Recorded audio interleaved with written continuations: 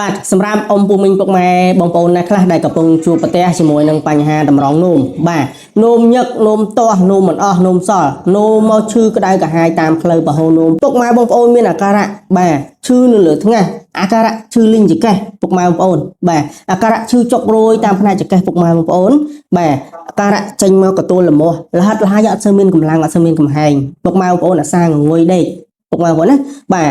តើតើមួយបញ្ហាជាតិពុលពុកម៉ែបងប្អូនឡើងខ្លាំងណាឈឺក្បាលហិតលហើយឈឺក្បាលហិតលហើយបាទញ៉ាំច្រើនប៉ុណ្ណាក៏ឈឺក្បាលហិតលហើយដែរហើយមួយទៀតតើតើទៅលើការញ៉ាំពុកម៉ែបងប្អូនញ៉ាំ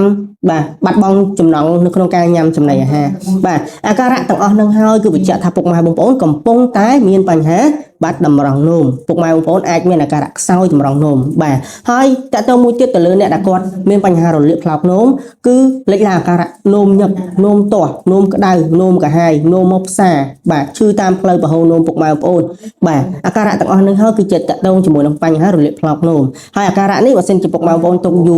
រទៅវាអាចបង្កទៅជាបញ្ហាបាទតម្រងនោមរបស់យើងផ្នែកខាងក្រោយតែម្ដងចឹងបើសិនជាពុកម៉ែបងប្អូនកំពុងតែជួបជាមួយនឹងអាការៈទាំងអស់ហ្នឹងចង់បានជាមួយនឹងផលិតផលមួយដែលចូលទៅប្រើប្រាស់ទៅជួយទៅដល់បញ្ហាសុខភាពពុកម៉ែបងប្អូនរាំងសង្តេនេះអាចជួយបានណាហើយសម្រាប់ផលិតផលរាំងសង្តេនេះគឺជាផលិតផលដែលយើងនាំចូលមកពីប្រទេសបារាំង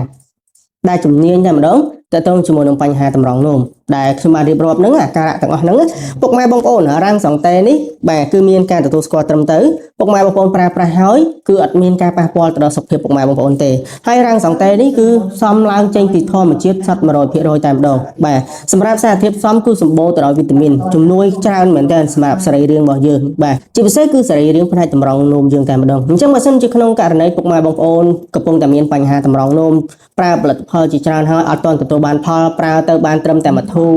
ឈប់ប្រើទៅសុខភាពពុកម៉ែបងប្អូនរើឡើងវិញបាទអាចសាកបងប្រើជាមួយរាំងសង្តេនេះបាទ